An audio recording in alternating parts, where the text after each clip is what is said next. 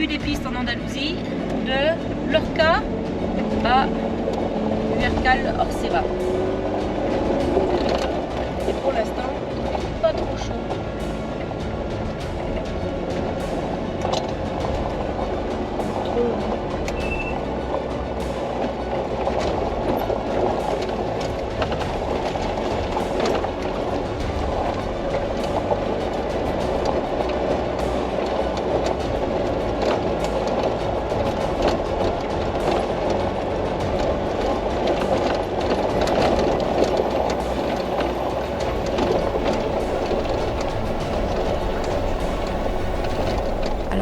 Nous croisons un affichage qui annonce 27 degrés.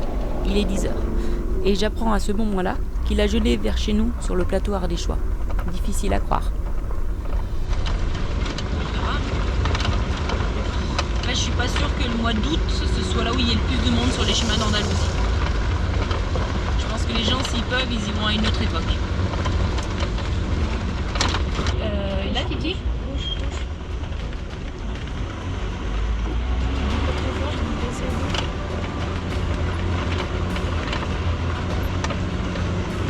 Tu te demandes comment ils poussent les arbres ici, c'est que de la pierre. C'est un champ de pierre. Là-bas, c'est une rivière. Là où on est, c'est une rivière. Ouais. Oui, on est dans une rivière. Ah, ça rafraîchit. Ah, c'est mouillé. Je vous éclabousse pas trop ? Si, Attends, un je peu, fais la là. phrase. Moi, je peux faire. Et du coup, il y a des bambous. Les bambous, ça fait de l'eau. Les bambous, ça a besoin d'eau. Il doit bien y avoir un peu d'eau dans le sol quand même. Oh, mais il y a beaucoup de mouches.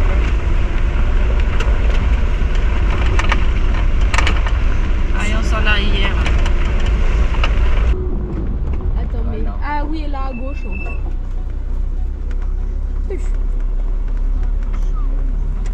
Alors, il y a un léger petit virage à gauche. Ah, mais. Dans la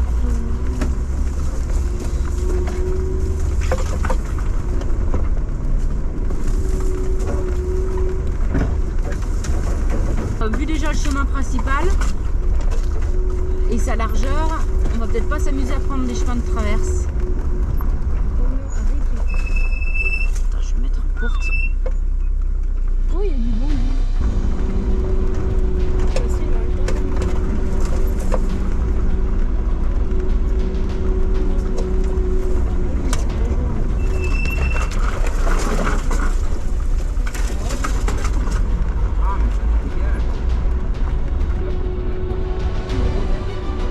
Alors que nous avons rejoint le roadbook de Vivraction qui serpente à travers les champs d'amandiers. Tantôt par une crête avec une jolie vue sur les montagnes environnantes, couvertes à perte de vue par des amandiers, et tantôt en empruntant des lits de rivière qui doivent plus souvent voir des véhicules que de l'eau.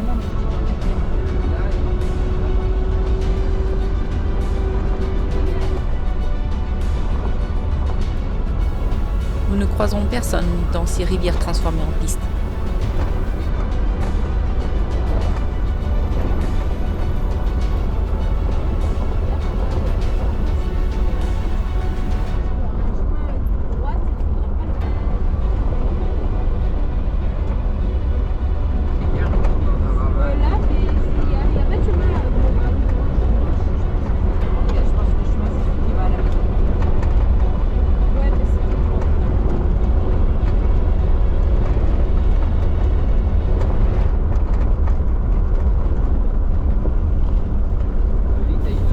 Nous ne croiserons personne non plus dans le hameau de Los Gasques. Nous avons repéré la place de l'église avec un petit mur à l'ombre d'un figuier pour passer le repas de midi. En longue, je serai encore en première. Bon, on va essayer de se trouver un petit coin à l'ombre. Ouais. Quand il y a des petites Bah, allons, en fait, plantations, qui est vers ma maison. Ça tient en fait en 2010, mais tu te dis, est-ce qu'il y a du monde qui est venu ici depuis 2010 ? La porte, elle a déteinté.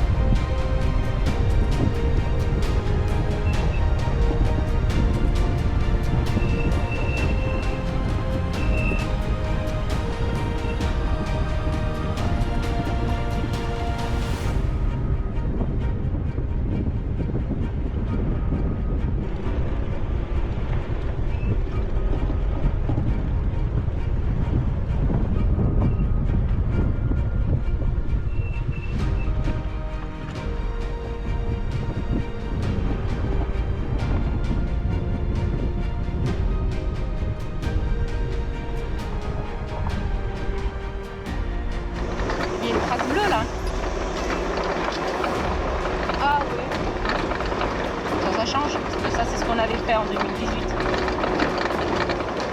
On va voir s'il y a de l'eau ici.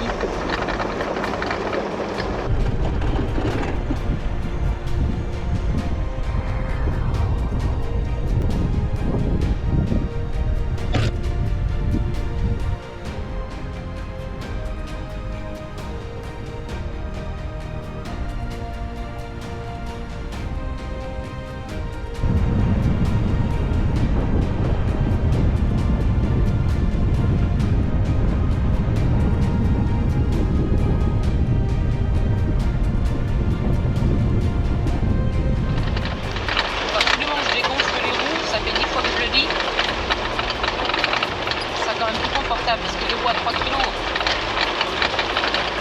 c'est pas terrible. C'était bien pour faire l'autoroute, mais là on est plus sur l'autoroute.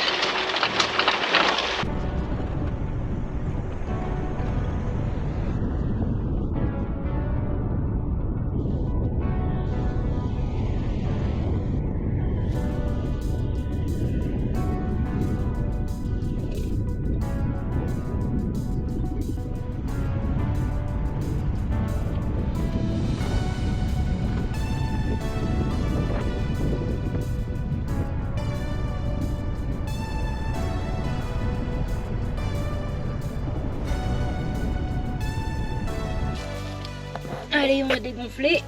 Ça sera un petit peu plus confortable que gonfler à 3 kg.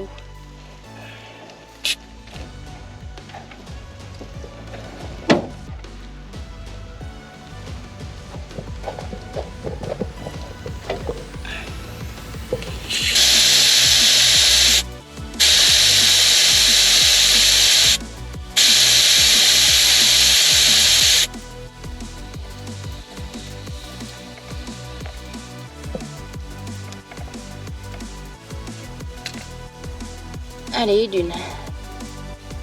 Au suivante.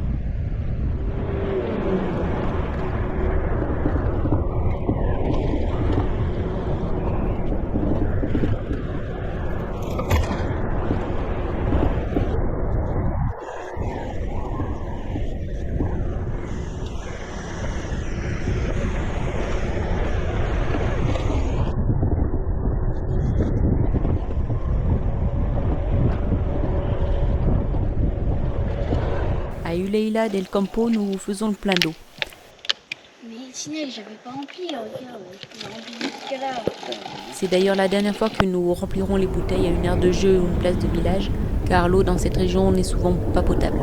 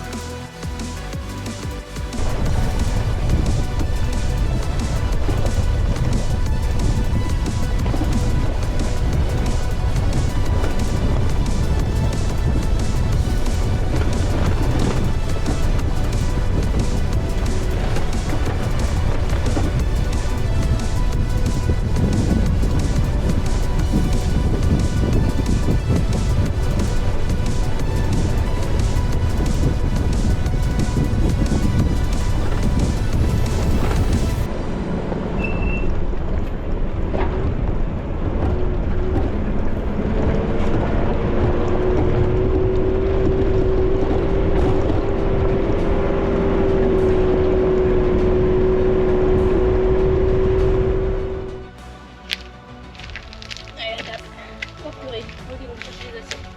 Ah. Et les couverts. Oui, les couverts.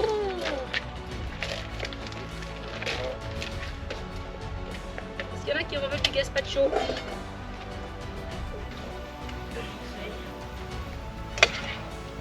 Si bon, ça fait beau. Ah ouais, ça fait tout bien.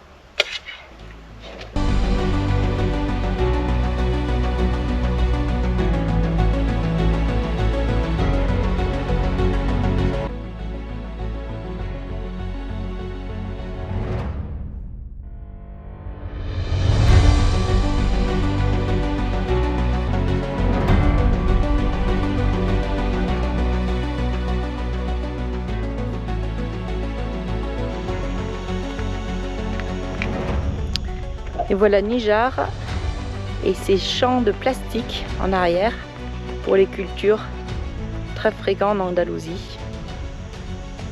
Pas le plus beau, mais ça fait partie du paysage ici. Nous traversons notre premier village blanc au toit plat, typiquement andalou, Níjar. Nous montons au-dessus de la vallée de la Serrata, où s'étendent à perte de vue des bâches blanches qui recouvrent les cultures. Après, nous montons plein nord par la Ruta del Agua. Mais pourquoi ce nom? Parce que ce n'est pas ici, ni nulle part ailleurs d'ailleurs, que nous trouverons ce précieux liquide. En fait, la route de l'eau tient son origine dans le petit village du Hébro que l'on voit ici, qui a vécu pendant des siècles grâce à l'agriculture irriguée traditionnelle, qui est en partie héritée des Arabes, et qui, grâce à une source et des roues hydrauliques, a permis de distribuer l'eau dans toute la vallée et de l'irriguer jusqu'à Níjar.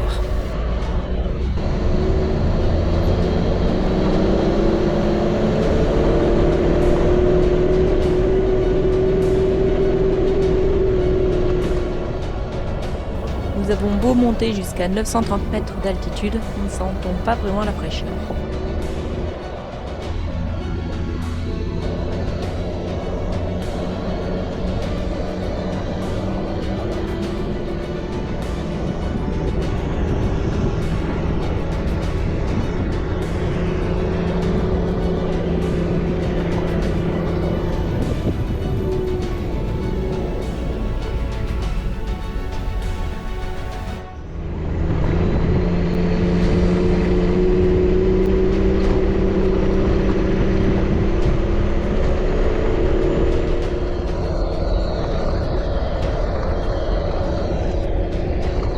En Andalousie, on rencontre 3 types de cultures dans les champs. Les oliviers, les amandiers et les panneaux solaires.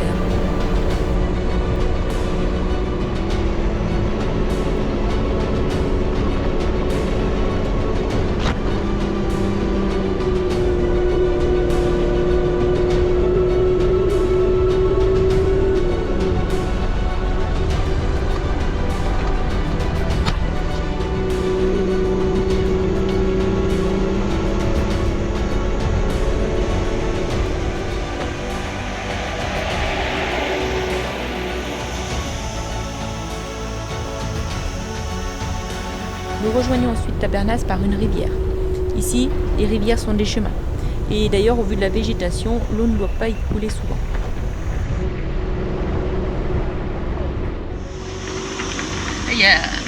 C'est marrant, à chaque embouchure de rivière, en fait, il y a des chemins. C'est toujours la bonne piste. Oui, oui.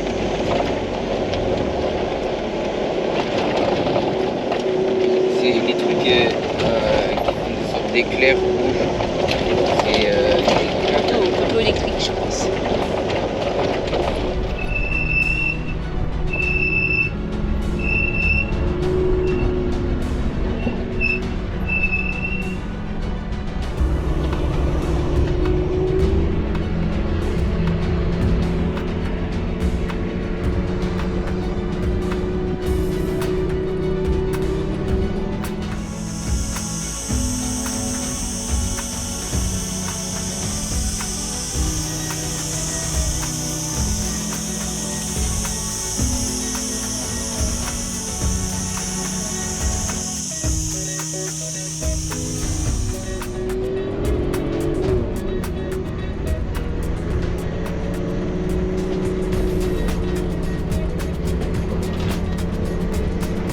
Et comme d'habitude, malgré la beauté des pistes, nous ne croiserons personne non plus dans cette rivière.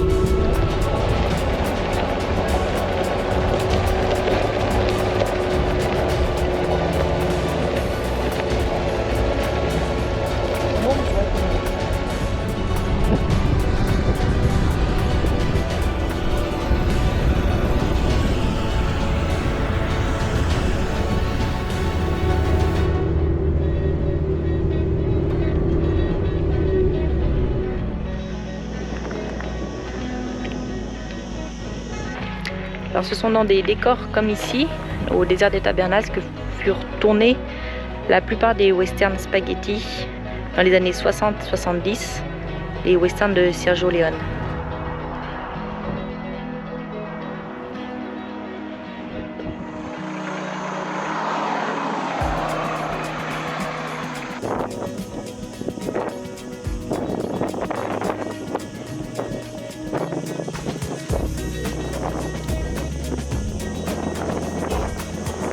Alors très pratique pour les photos et les vidéos, on a pris l'ancienne route qui longe une nouvelle rocade qu'ils ont fait. Et au moins on est tranquille et on peut s'arrêter quand on veut, en espérant qu'elle ne soit pas fermée au bout par contre.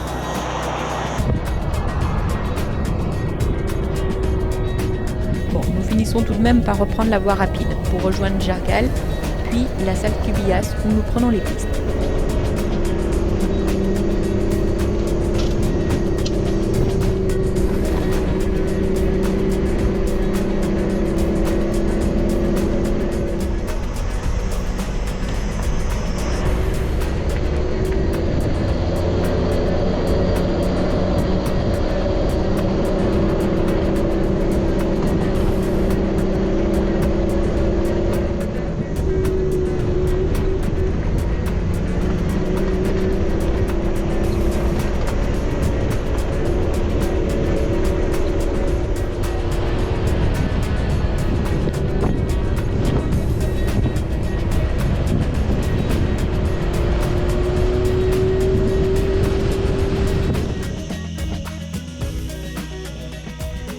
Une des rares vallées où il doit y avoir peut-être de l'eau,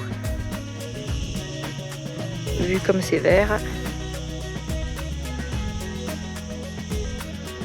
Bon, mais finalement, il n'y a pas d'eau qui coule. Nous devons encore adapter notre itinéraire parce que de nouveaux panneaux ont poussé et nous arrivons à Albonodui. Ce village semble hors du temps. Posé au pied de hautes falaises rougeâtres, il est construit autour d'une rivière dont le lit, pourtant grand, est totalement à sec.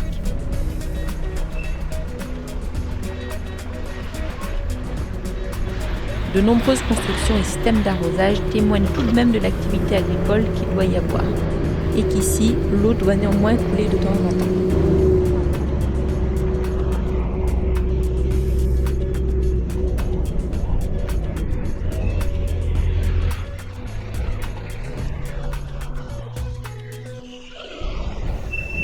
Nous peinons un peu à trouver comment traverser et longer cette rivière pour ensuite suivre une piste qui monte dans un univers minéral magnifique.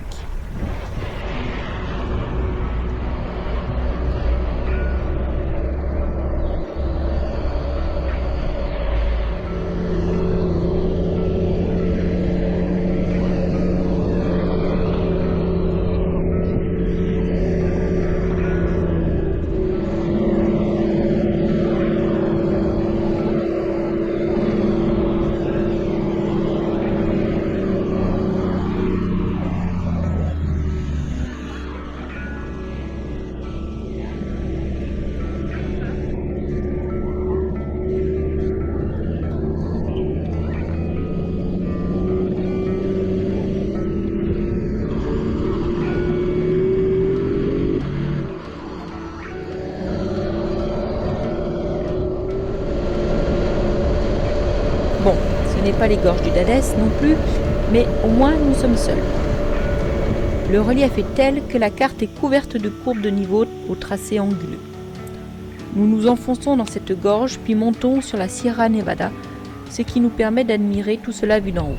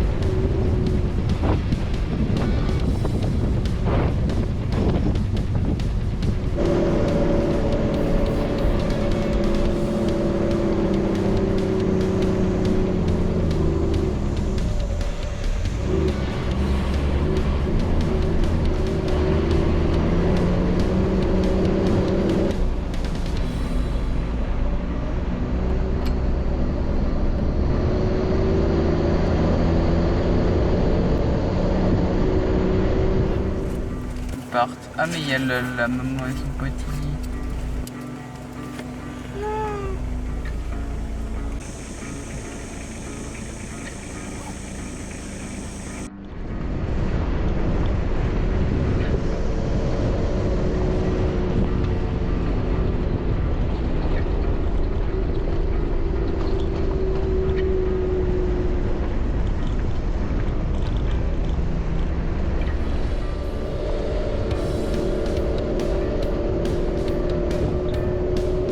La piste suit ensuite grossièrement la limite du parc national de la Sierra Nevada vers le nord jusqu'au village d'Ocana.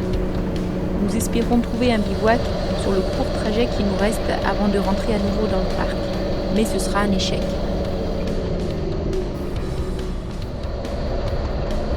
Et il n'est pas question de bivouaquer dans un parc national.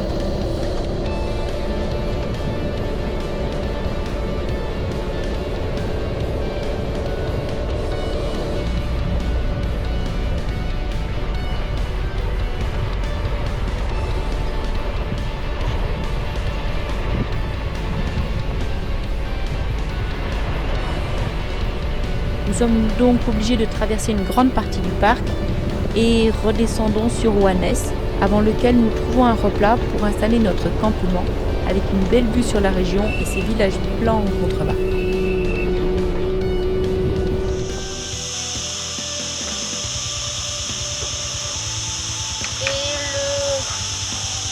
le mardi, mi-août, on a fait quoi?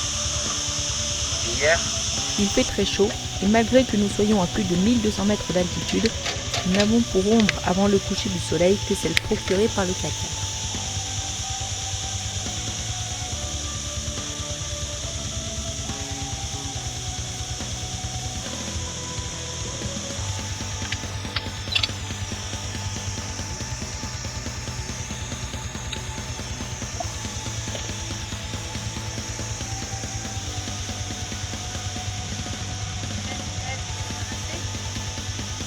Dans ces conditions, nous apprécions bien notre nouvelle tente avec la possibilité d'enlever le double toit et le Velux qui permet aussi de bien ventiler la tente.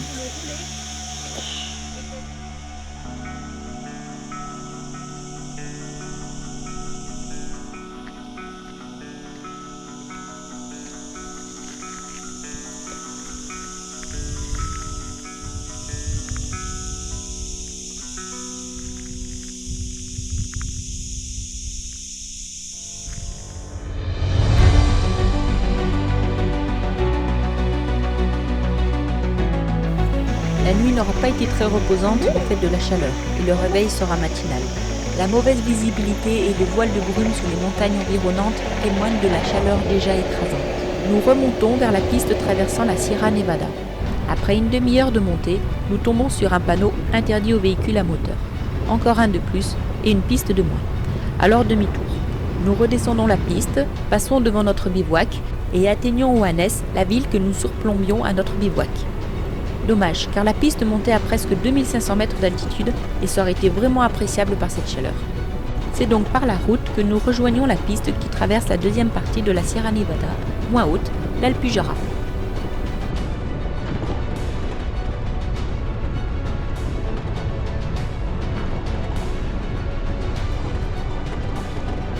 Plus on monte, et moins la chaleur est écrasante. Petit à petit, dans les creux de vallons apparaissent de petits ruisseaux, et pour midi, nous parvenons même à nous arrêter dans l'ombre humide d'une fuente qui coule vraiment fraîche. Vous mettez les gourdes dans le frigo?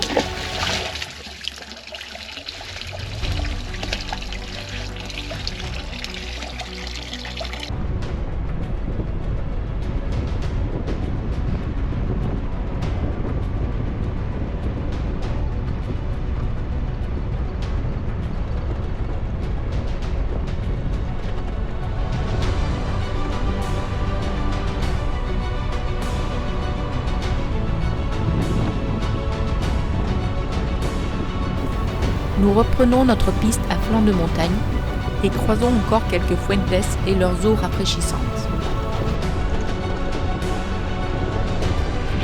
2000 mètres d'altitude, il doit faire 35 degrés. 2000 mètres. 2000 mètres d'altitude. Fait chaud?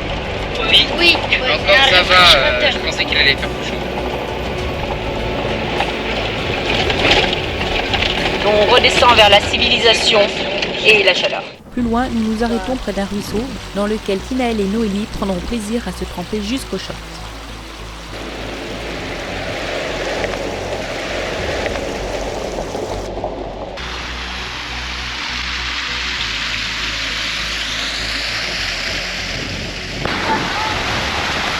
Super là. Elle est bonne? Bah toi tu dirais qu'elle est gelée et elle est bonne en fait.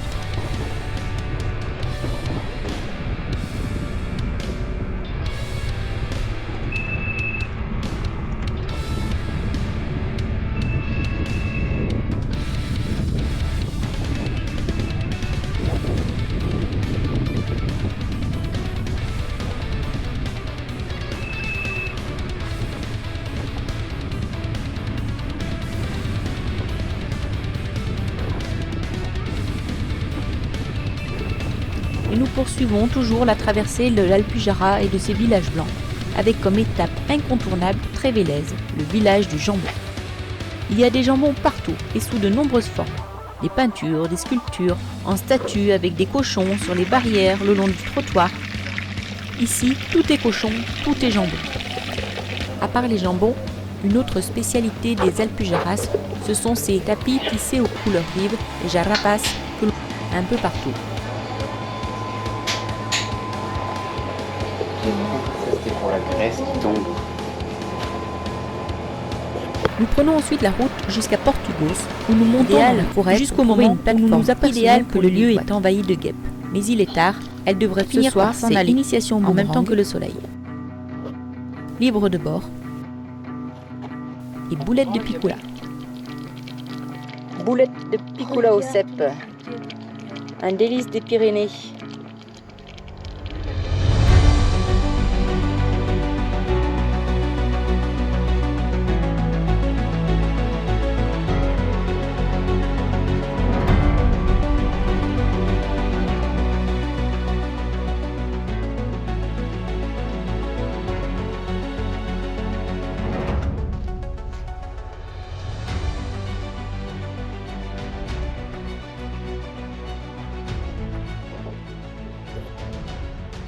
Notre lieu de bivouac est situé sur la suite du chemin que nous avons dû interrompre hier pour cause d'éboulement en direction du village de Capileira. Un matin sur deux, c'est vérification des niveaux du moteur et de la pression des pneus.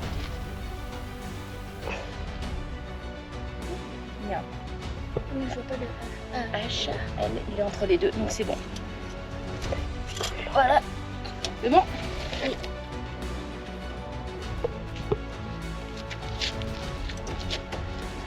C'est bon. Là, tu le vois bien. Là, regarde, tu le vois là. C'est tout bon. Allez, en avant.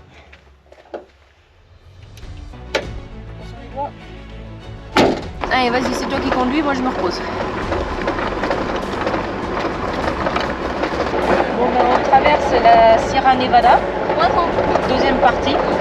La première était fermée, interdite. C'est dommage, on serait monté à 2500 mètres d'altitude. On aurait été au frais, presque. C'était interdit.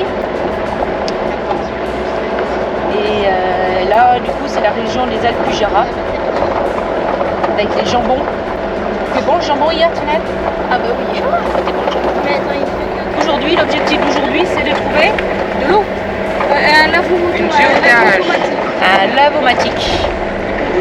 Parce qu'on n'a plus d'habits propres. Je bon, c'est vrai. Propre, j'ai dit. C'est en reste, c'est pas normal. On s'habillera en chaussettes. C'est la seule chose qu'on n'a pas trop utilisée. Mais nous nous arrêtons assez rapidement sur l'aire récréative Rio Bermejo. A priori, il y a une cascade. Ça fait du bien d'entendre de l'eau comme ça, non? C'est tellement longtemps que je fais De là, nous descendons à pied les 50 mètres qui nous séparent d'une belle petite cascade qui coule assez abondamment pour le lieu et pour les portes.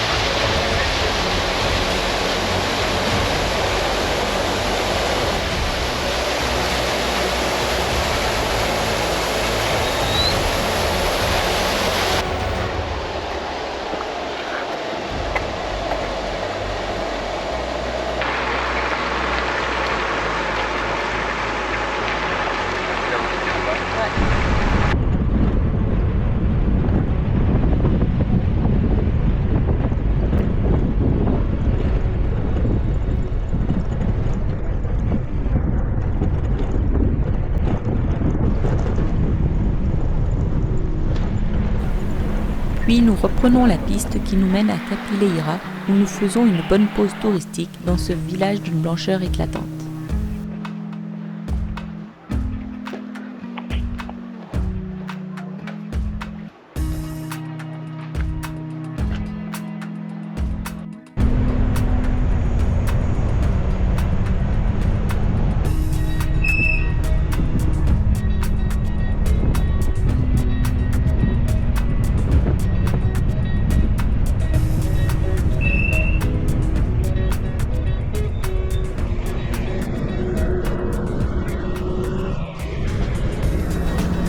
Nous poursuivons les défilés de Puqueira par Pampaneira, puis le touristique Sopo du Jar.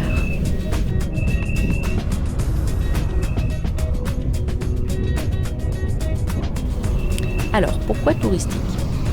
D'abord parce que des voitures sont déjà garées en double file 500 mètres avant le village, que les parkings sont payants et qu'il y a du monde de partout. Bon, cela n'explique pas pourquoi Sopo du Jar est touristique. En fait, la légende dit que la nuit, des bruits hantent le village. Et l'emblème est devenu la sorcière. On en voit partout, sur chaque numéro de porte, une centaine par boutique souvenir, dans les rues. Une autre sorcière. Ah non, c'est Noli. Par les fenêtres, de partout. Et la maison d'Hansel et Gretel.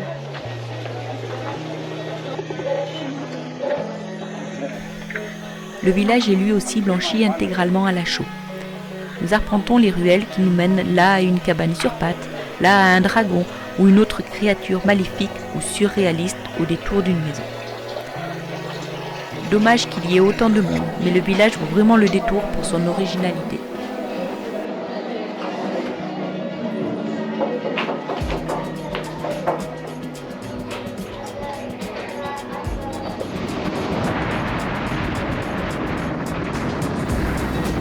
Après la pause lavomatique dans la chaleur de la ville d'Orgibia, direction Salobreña, un village blanc à flanc de colline jusqu'à la mer. Et la ville de Salobreña, avec son château mauresque. Et la mer. Nous décidons d'aller nous rafraîchir à la plage, à l'ouest d'El Peñón. Tout le monde en profite bien et on repart, il est déjà 18h.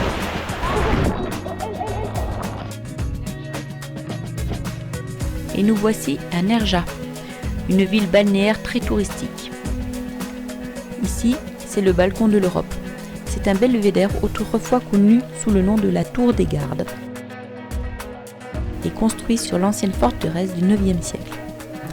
Contrairement à ce que l'on pourrait croire, on est encore loin de l'extrémité de l'Europe, encore environ 200 km de Gibraltar.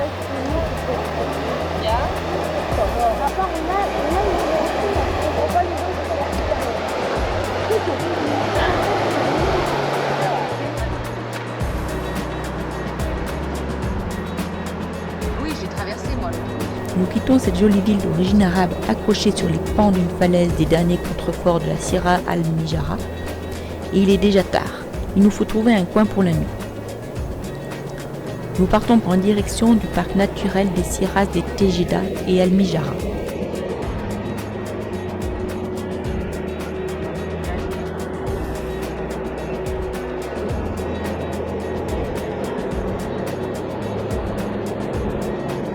Mais malgré le paysage très vert et escarpé, il y a de nombreuses maisons et les chemins à flanc de montagne ne sont pas très propices pour bivouaquer. On va essayer de trouver un coin pour dormir. Ouais. C'est mal barré parce qu'ici, il y a des maisons partout. Jaune. Orange. Distance du soleil. 5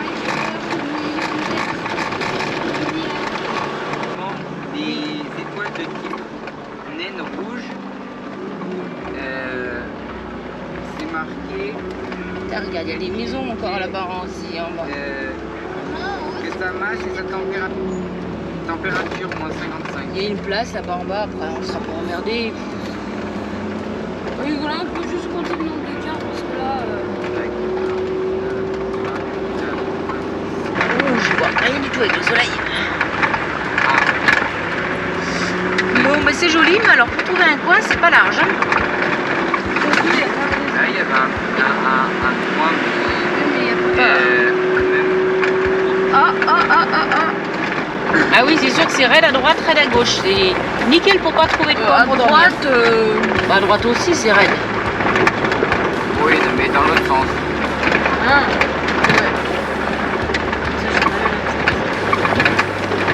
Pourquoi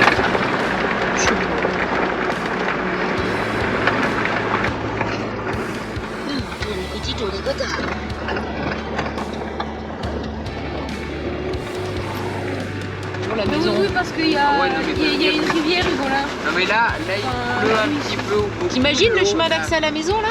Surtout en van, là, eux ils ont fait ça en van. Ah ouais, les gens. Moi je fais la GoPro.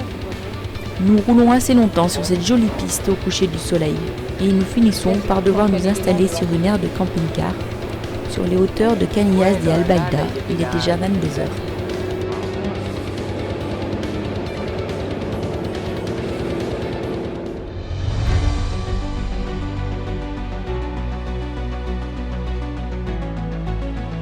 Alors hier, après avoir roulé fort longtemps, impossible de trouver un coin pour dormir.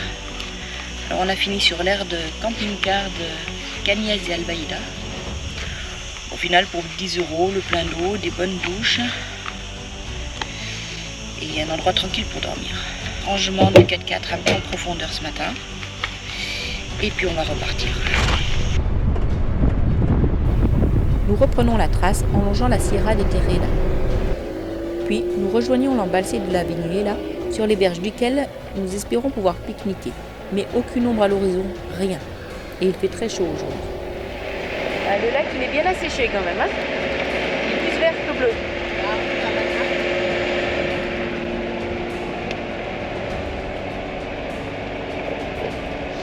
Bon, ils disent qu'il faut faire attention en cas de crue. Je pense qu'aujourd'hui on peut passer serein.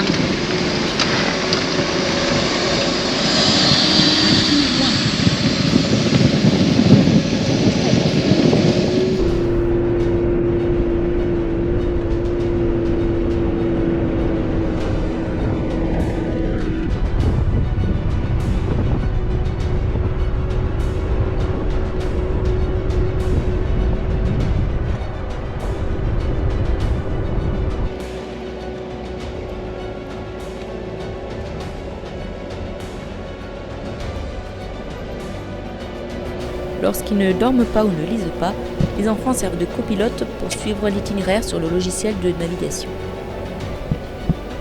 À droite. À droite. Ouais, il m'indique. C'est là à droite.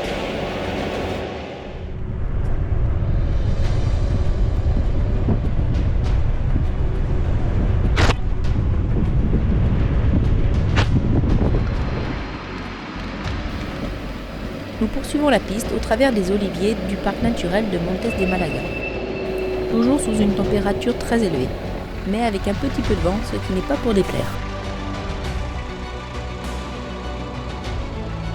L'olivier, toujours autant symbole de l'Andalousie.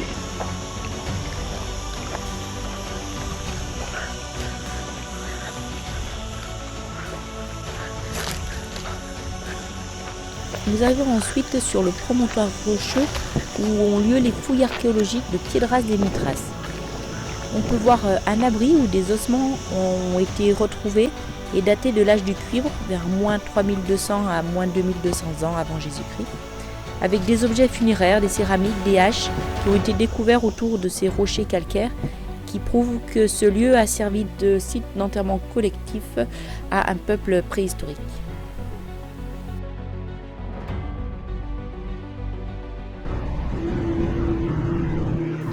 Nous arrivons ensuite à Casa Bermeja, village typiquement andalou. Maison blanche, tout à flanc de colline, avec de bonnes pentes et surtout des ruelles bien étroites qui ne sont jamais à sens unique. C'est là que l'on apprécie la boîte courte au pétrole qui est juste indispensable.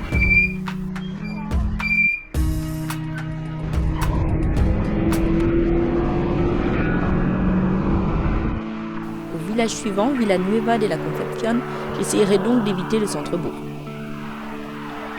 Et à la fin du village, le cimetière est aussi assez typique, tant par ses formes que par ses couleurs.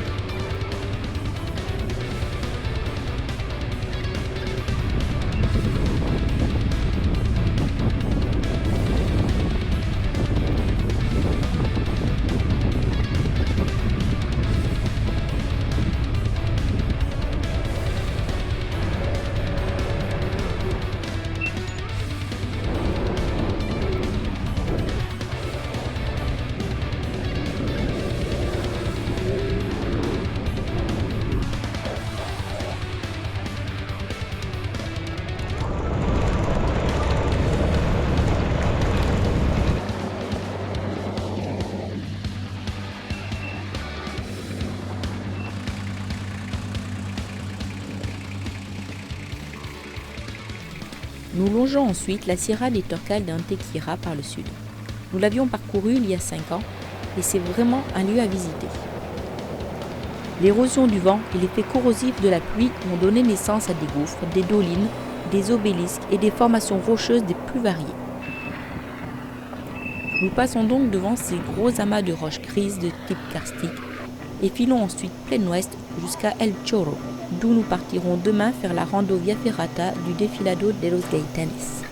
Normalement, il faut réserver très longtemps à l'avance, mais c'est assez difficile quand on a un mode de voyage itinérant et qu'on sait du coup pas trop à quel moment on sera à quel endroit. A priori, sans réservation, il faut prendre le premier bus, 7h40. Heureusement, nous pouvons dormir sur le parking à 15 minutes à pied, un parking bien ombragé sur les bords de la centrale hydroélectrique.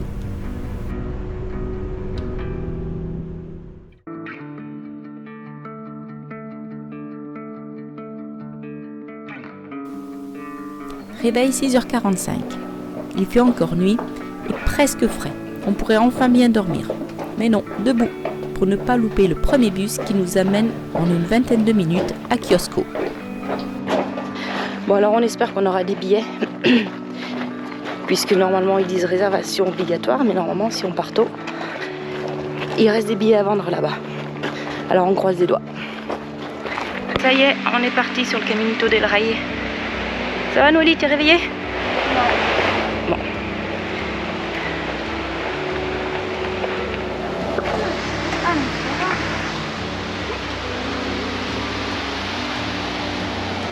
Alors le Caminito del Rey, ce sont des parois de 700 mètres de haut. À certains endroits, il se passait de seulement 10 mètres entre les deux parois. Et le parcours a été totalement réhabilité il y a quelques années pour des questions de sécurité qui paraissent assez évidentes. Avec une grosse affluence, puisque les visiteurs sont limités à 600 visiteurs par jour. Alors on a de la chance d'être au début, de faire ça à l'ombre, avec un petit air, la fraîcheur, ce qui est quand même bien agréable. Alors initialement, le Caminito del Rey, qui a été inauguré en 1921 par le roi Alphonse XIII, il était réservé aux ingénieurs qui étaient en charge de la construction des 2 barrages hydroélectriques sur la rivière Guadalhorce. La passerelle atteint parfois 100 mètres de haut, mais pour seulement 1 mètre de large. Alors en effet, avant ces travaux de réhabilitation qui ont été achevés en 2015, ces 8 km à flanc de falaise étaient considérés comme le sentier le plus dangereux au monde. Aujourd'hui, c'est totalement sécurisé que nous profitons de ces vues inoubliables et spectaculaires au milieu de parois pouvant atteindre 700 mètres de haut.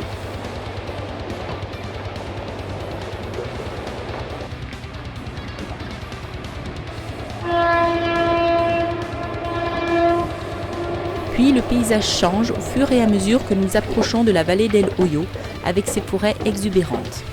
Allez, on va attaquer la deuxième partie après avoir fait la vallée. Regardez, il y a ces spots de pêche.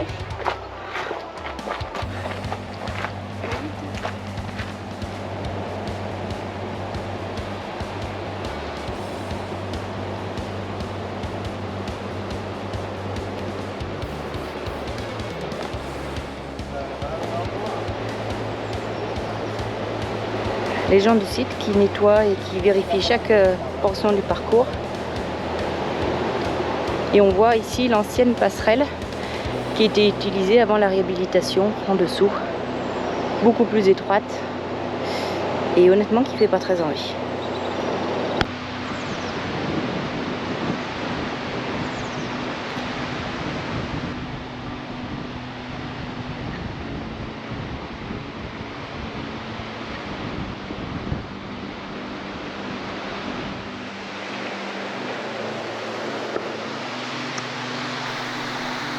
Et enfin, les dernières passerelles se faufilent dans le spectaculaire défilé des Los Gaitanes, avec pour finale le pont suspendu.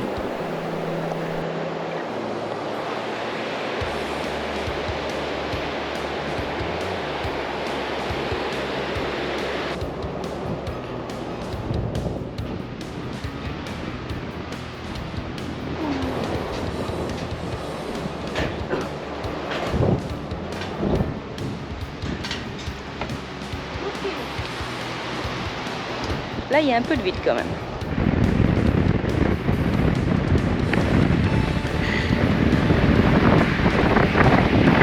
Alors, c'était joli, Titi?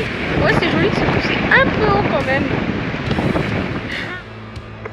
Et une autre curiosité de ces lieux, c'est la proximité avec le chemin de fer. En effet, avant l'arrivée du TGV, le Caminito del Rey était le seul moyen pour rejoindre Malaga depuis l'intérieur de l'Andalousie, et notamment depuis Cordoue. Ceci a été possible depuis 1866 grâce à de spectaculaires tunnels et viaducs. Et voilà, nous allons pouvoir rendre nos beaux casques bleus. Alors pour résumer, j'avais peur que ce soit trop touristique, mais même au mois d'août, en prenant le premier bus et en étant parmi les premiers à rentrer sur le site, nous n'avons pas du tout eu l'impression de la foule. Et c'est donc en 4x4 que nous repartons et croisons parfois avec difficulté les nombreux bus qui font la navette pour ramener les touristes. D'ailleurs à cette heure-là, il doit y avoir bien plus de monde et il doit commencer à y faire bien chaud.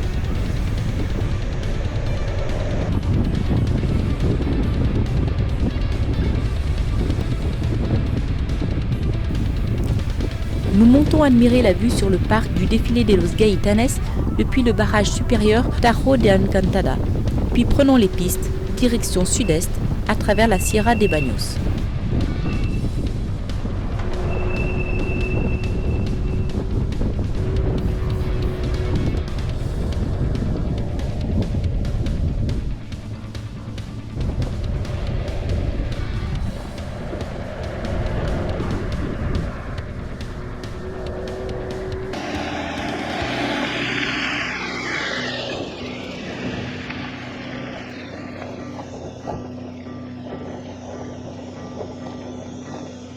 Ça, ce sont oui, des amandiers.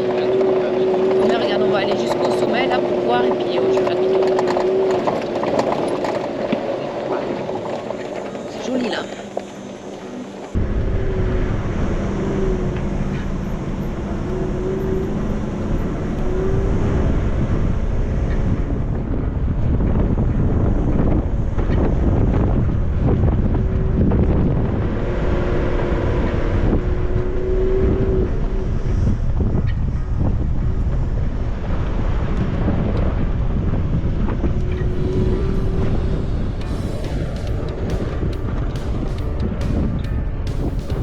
Et c'est par ce paysage aride que nous arrivons à Caratraca, la caricature du village andalou.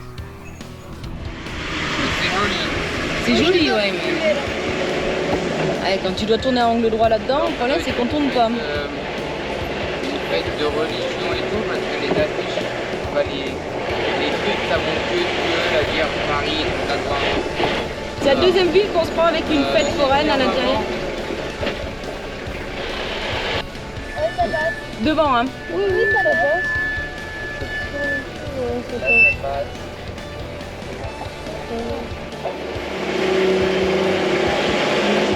J'espère qu'on peut sortir par là parce que sinon je suis dans le caca. A noter aussi que presque aucune rue n'est à sens unique. Donc en plus de devoir parvenir à passer et tourner, il faut aussi croiser les doigts pour qu'il n'y ait personne en face. Là, tu passes là. Le large était peut-être de trop, mais c'est passé. Ouf, alors, elle est où la grande rue dans cette ville? C'est elle, maman.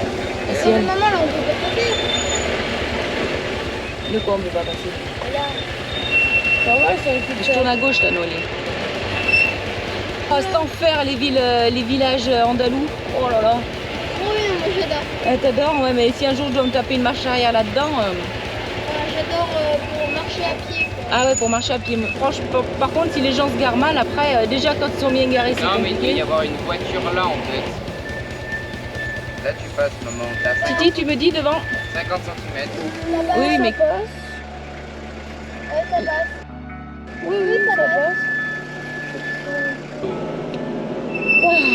Bien, on va regarder alors par où il faut passer maintenant. Je pense qu'il faut prendre à gauche.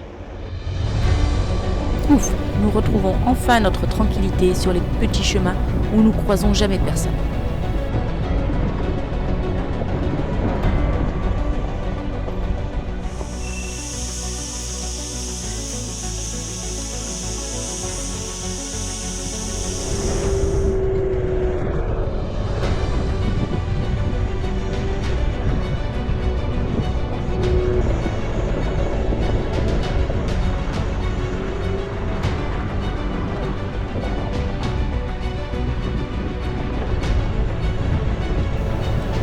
Nous parcourons ensuite la Sierra de Alcaparaín, parfois par de belles pistes et parfois par de petits chemins, sans doute moins souvent empruntés.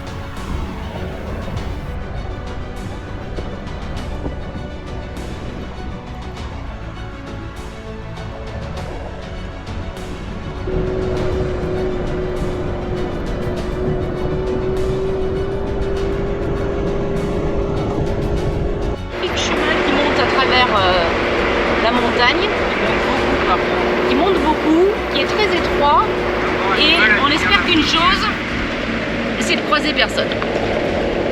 Là, c'est sûr.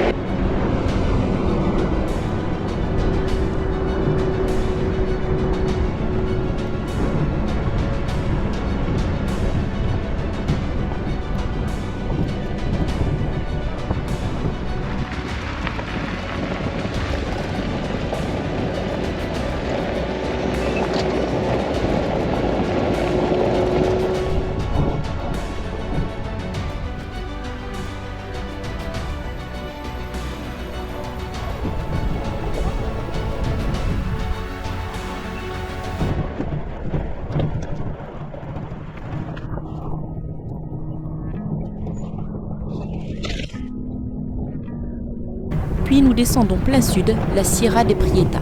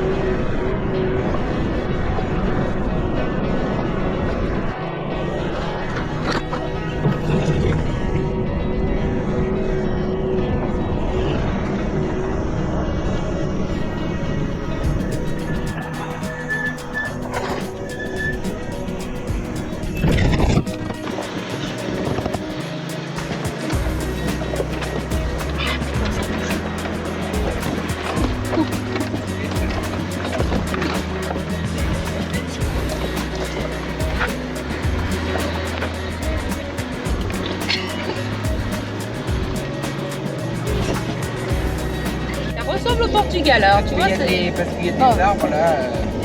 Parce que soi-disant, il y a des arbres. Waouh! Ah, voilà une piste dégagée.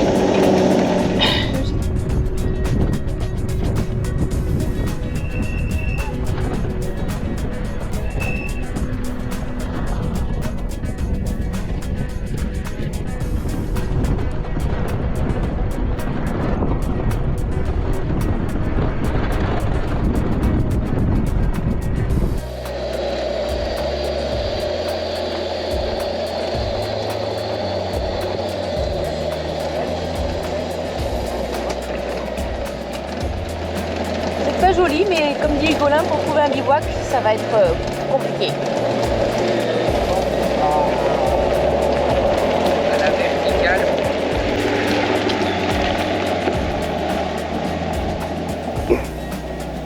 Nous parcourons ensuite les belles pistes du parc naturel Sierra de las Nieves, où en effet, le paysage, aussi beau soit-il, n'est pas très propice au bivouac.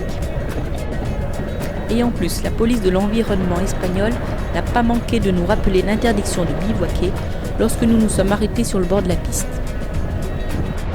3.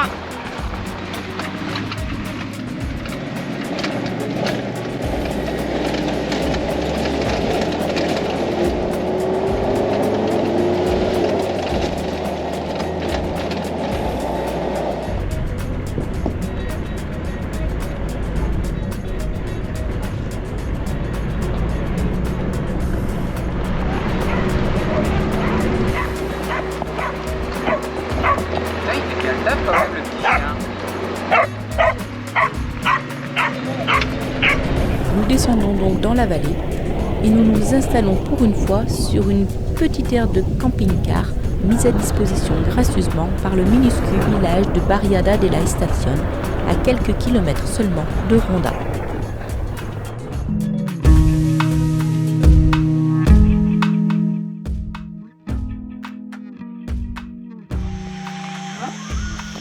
Alors aujourd'hui, c'est en direction de Ronda qu'on commence la journée. Érigée sur un plateau rocheux, cette ville offre une vue spectaculaire sur la gorge du Tajo, profonde d'une centaine de mètres et creusée par le Rio Guadaleville. Nous accédons à l'ancienne médina musulmane, appelée maintenant la Ciudad, par le pont Vieux. Nous accédons ensuite assez rapidement au Puente Nuevo du XVIIIe siècle, le pont neuf qui relie les deux versants de la ville, dont il fait toute la renommée. De rue en rue, de place en place, nous passons par l'église de Santa Maria la Mayor, la fontaine à 8 bouches, la chapelle de la Virgen de los Dolores avec ses étranges piliers sculptés et une partie du reste du patrimoine de la ville.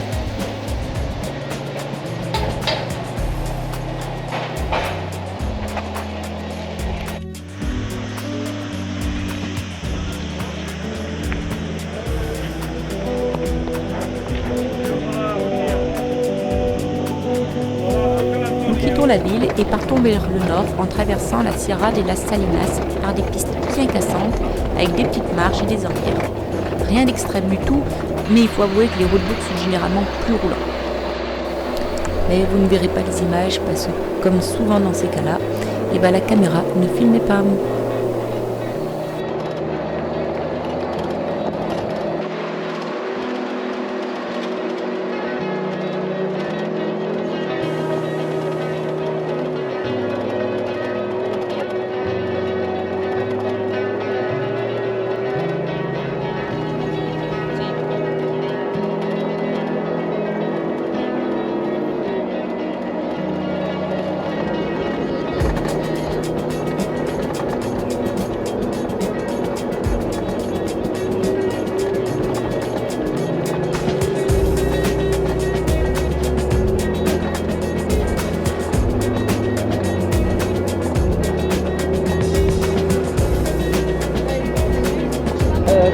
Ranger ta main là, Noélie. Remonter un peu les vitres. Pas jusqu'en haut par contre, pour qu'on ne meure pas de chaud.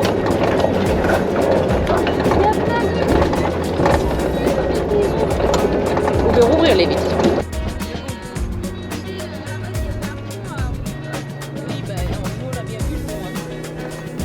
Alors après Ronda, on rejoint Olvera. C'est la ville qui produirait la meilleure huile d'olive d'Espagne. D'ailleurs, l'arrivée sur la ville se fait par l'immense usine de transformation d'olive. On va bientôt arriver à Olvera, le pays de l'huile d'olive. Avec des champs à perte de vue. Le village est à flanc de colline avec son église et son château qui domine les maisons blanches. Ça monte ici. Ah, ça va nulle part? Non. Ah bah on a l'air con. Bon bah voilà, c'était la vue sur les cactus. Ah, en fait, il fallait continuer là pour redescendre. Ça va Titi? Fait chaud? Bon, à 36 degrés, ça va. On arpentera à un bon moment les ruelles étroites parce que la rue principale qui monte au sommet est interdite parce qu'elle est en travaux. Et de nombreuses ruelles en fait se terminent en impasse. On y est presque. Tu peux appuyer maman, stop. Oui, on fait de la musique.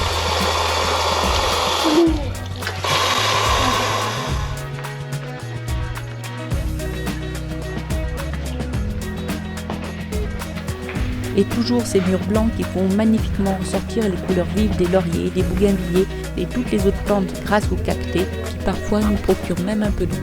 Bon, arrivé au sommet, l'église est bien moins jolie que vue d'en bas. Ça y est, enfin en haut. C'était dur de trouver. Par où passer. Labyrinthe de la mythologie là, avec les minotaures. Ouais, un bon labyrinthe. Il y a une rue en travaux, la seule qui montait. Le minotaure, il était mort de chaud. Par contre, il y a une fontaine. C'est bien ce qui intéresse le plus les enfants quand ils viennent apprendre que l'eau est potable. Salut Étinelle.